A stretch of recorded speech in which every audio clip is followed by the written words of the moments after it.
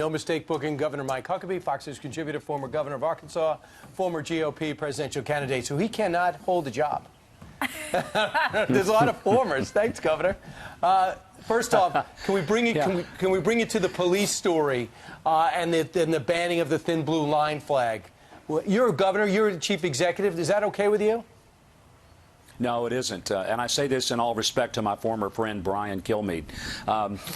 First of all, this is a terrible tragedy for the simple reason that it does two horrible things. One, it shows an incredible disrespect to a little boy who thought he was showing respect with his father to the police department, which all of us should do. What a great lesson to teach that kid. Yeah. But the second tragedy is that this just empowers the movement that hates police, that hates law enforcement, the ones that throw eggs and water and dumps garbage on police cars. What kind of society do we want to live in where lawlessness is elevated and celebrated and the people who enforce the law are completely vilified? This is a tragedy, and the consequences of this for a long time coming are disastrous. Yeah, you know, Governor, Montgomery County, Maryland is just to the north of Washington, D.C., and it is a very progressive county, and it's a sanctuary county. But I have a feeling that if you took a poll of the people in Montgomery County, a majority of them would say, we support the police.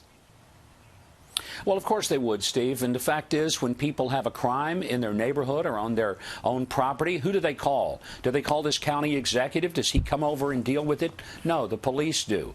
I mean, I think maybe what this county executive needs to do is do some ride-alongs with the local cops. There's nothing better to understand what the police officers are up against than if you do some ride-alongs. I'd love to ask him, have you ever sat with the cops in their cars and taken the 11 to 7 shift? If you haven't, then get off your rear end from your nicely appointed office, get in the car, ride around with these cops, see what they have to put up with, and see if you could handle it. My guess is he could not. That's a lot of these, a lot of these 2020 Democrats are talking about Medicare for all, and Elizabeth Warren releases her plan, and the cost is going to be $52 trillion. I heard gazillion. It's just unbelievable. Now, Nancy Pelosi was asked about this on Friday, and here's what she had to say. I'm not a big fan of Medicare for all. I mean, I welcome the debate. I think that we should have health care for all. I think that the Affordable Care Benefit is better than the Medicare benefit. But this is what she said back in 1993. As I've said before, I hope that this plan, and when I say hope, I mean that I will join with my colleagues here in working to see that the plan that the Congress passes contains as many of the provisions of single payer as possible, that it does not foreclose on an eventual single payer, and that it does not throw up obstacles to states easily establishing their own single payer. So, Governor, why did she change her tune? Well, we could say maybe she's gotten smarter in those 26 years since 1993. I don't know if that's it, or if she just doesn't want to go along with the loony left in her party, who are basically running things, and the ones that are pushing for Medicare for all. Even when they put out the price tag, they do it with a straight face.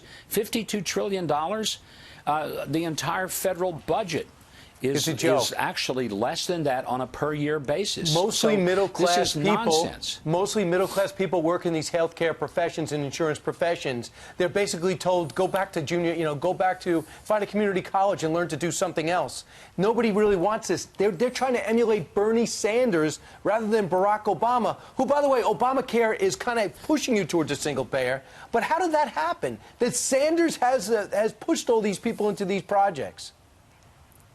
A lot of these younger people grew up without any personal frame of reference to the Cold War, to what really socialism and communism is all about, and they think it's just a wonderful thing.